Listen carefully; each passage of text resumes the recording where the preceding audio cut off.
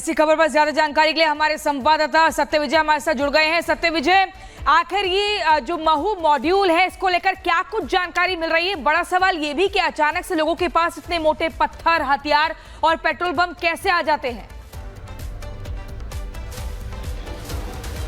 देखिए, इस पहलू पर बात करेंगे और हम लगातार कर भी रहे हैं, लेकिन सबसे बड़ी बात यह कि महू हिंसा में जो लोग विजय जुलूस में शामिल थे और पथराव में घायल हुए, वो इस समय अस्पताल में आए हुए हैं। हॉस्पिटल में इनका मेडिकल किया जा रहा है। सबकी मैं चोटें दिखाता हूं। इनके देखिए, उंगली में चोट है, इनके पैर में चोट है, इनके सिर में पत्थर लगा है, इनके गाल में चोट है, इनके हाथ में चोट है। इस तरह कई लोग हैं जो इस पथराव में घायल हुए और अब मैं इन लोगों से बात भी करता हूँ। भाई, आपको ये चोट कैसे लगी?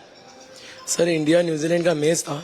जैसे इंडिया जीती है सर, हमारे महू के जो भी भाई लोग हैं सब रैली निकल रही थी और हम भारत माता की जय, वंदे मातरम ये सब नारे लगाते हुए आगे बढ़ रहे थे, क्योंकि इस देश में हम रहते हैं सर। इंडिया जीती तो हमें खुशी है इस बात की, इस वजह से वो रैली निकल रही थी। पूरे भारत देश में निकली है। फाइनल कल मैच था। फिर क्या हुआ? जब सर हम मस्जिद के सामने से गए, जामा मस्जिद जो फल मार्केट महू में फल मार्केट में है, जब मस्जिद के सामने से गए, कुछ लोग मस्जिद के अंदर से बहुत सारे लोग निकले और वो ये बोलने लगे कि आप यहाँ पे ये नारे मत लगाओ, यहाँ पे मत चिल्लाओ, वंदे मातरम मत बोलो, भारत माता की जय मत बोलो। फिर क्या हुआ? सर अचानक से बहुत ज्यादा इतनी भीड़ पता नहीं कहाँ से आ गई सर, और एकदम से घेर लिया।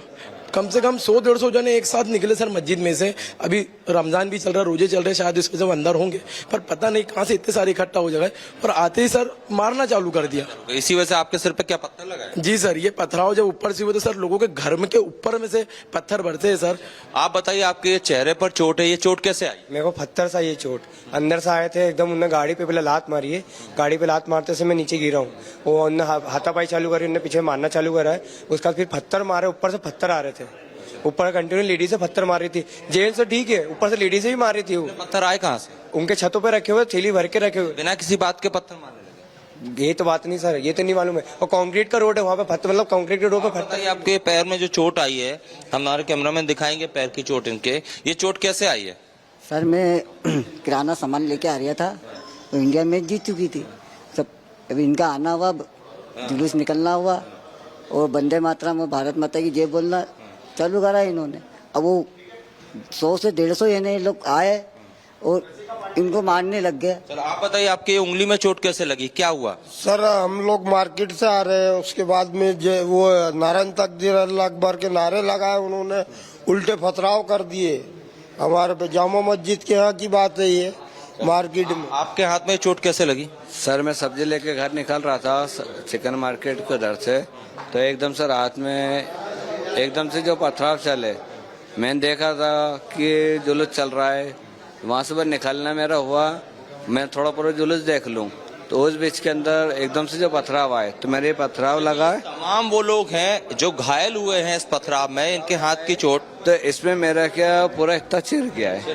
चलिए देखिए, ये तमाम लोग मेडिकल के लिए यहाँ पर आए हैं। सबसे हमने बात की, इनका ये कहना है कि जब वहाँ से जुलूस निकल रहा था तो उस दौरान जब ये भारत माता की जय, वंदे मातरम की जय के नारे लगा रहे थे, इसी बात से वहाँ एक समुदाय के लोग नाराज हो गए, इन्हें नारे लगाने से मना करने लगे और इसके बाद अचानक बात विवाद में बदल गई, झगड़ा होने लगा और फिर अचानक पथराव होने लगा, जिसमें तमाम लोग, देखिए सिर की चोट देख रहे हैं, हाथ की चोट देख रहे हैं, तमाम लोग उसी पथराव में घायल हुए हैं। अब इस मामले में पुलिस ने 13 लोगों को अरेस्ट कर लिया है। पुलिस का यह भी दावा है कि रासुका जैसी कठोर कार्रवाई आदतन आरोपियों पर की जाएगी। देखना यह है कि और कितने ऐसे इस पत्थरबाजी के गुनहगार हैं और इस पत्थरबाजी का सरगना कौन है, उस तक पुलिस कब पहुंचती है।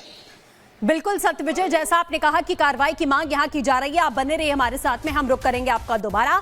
लेकिन महू में बीती रात हुई हिंसा के खिलाफ बाजारों को बंद कराया गया है। महू में पीड़ित लोगों ने आरोपियों के घर पर बुलडोजर एक्शन की मांग की है। दिखाते हैं इस रिपोर्ट के जरिए। आखिर कौन लोग थे जिन्होंने पथराव किया? क्या उन्हें जीत ये मुस्लिम समुदाय के लोग थे। इनको जीत से कोई मतलब नहीं था, इनको देश से कोई मतलब नहीं है, इनको बस पत्थर चलाने थे। जीत का जश्न था, दोनों मिलके मनाते। देश भारत देश है, दोनों का है, मिलके मनाते जश्न। पर इन लोगों ने ये पथराव करके क्या बताना चाहा? देशद्रोही क्या है लोग? क्या मंदिर को भी टारगेट? मंदिर को टारगेट किया सर। मंदिर ही मेन टारगेट, मंदिर ही है। ये टारगेट मेन मंदिर ही। जब से यहाँ मंदिर बना है ये लोग चाहते ही नहीं है यहाँ पे मंदिर रहे। अब किस तरह का एक्शन होना चाहिए? हम चाहते सर उन पर अच्छी कड़ी से कड़ी कार्रवाई होना चाहिए और इनके घर अवैध है और जिन लोगों ने हरकत करी है उनके घर टूटना चाहिए। बुलडोजर एक्शन होना? हाँ सर, बुलडोजर एक्शन होना चाहिए। कौन थे पत्थरबाज? ये एक तरीके से पूरे मुस्लिम समुदाय के लोग थे, क्योंकि हिंदू समाज का यहाँ पर एक भी चौराहे पे कोई उस समय उपस्थित नहीं था।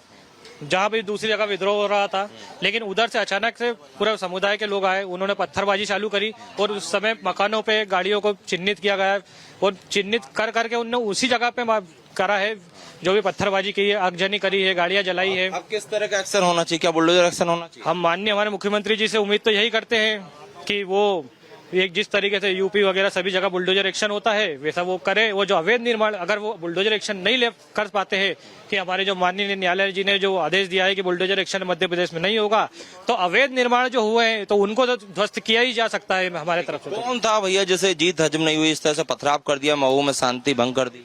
सर पूरा मुस्लिम समाज था, पूरा पत्ती गया था, है ना। टारगेट ये 3 घर को करा है उन्होंने, है ना, क्योंकि पहले भी ये हुआ था। तो ये मंदिर पे मेन टारगेट था इनका, क्योंकि यहाँ बना था।